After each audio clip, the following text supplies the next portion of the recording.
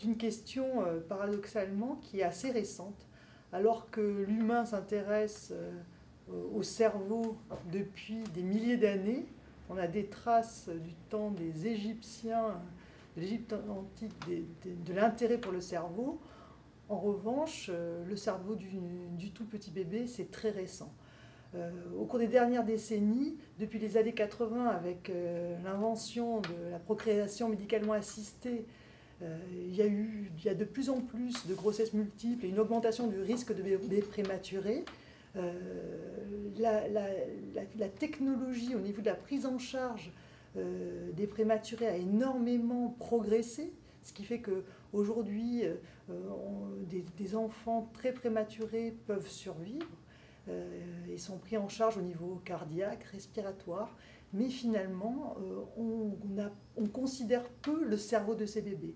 Et ça, c'est une question fondamentale sur le plan de la recherche et sur le plan clinique, puisque 20% de ces enfants vont avoir à long terme des effets de cette prématurité. Car le cerveau est un organe qui demande beaucoup d'énergie, qui demande beaucoup d'oxygène, et le bébé prématuré a des difficultés à donner un apport suffisant.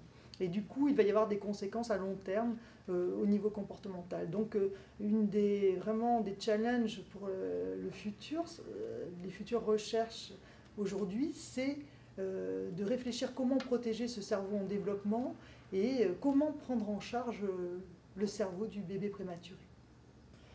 La question du cerveau du fœtus et du cerveau du bébé par extension est une question extrêmement cruciale à poser et qui s'est développée relativement tardivement en termes de recherche, c'est-à-dire il y a très peu de temps.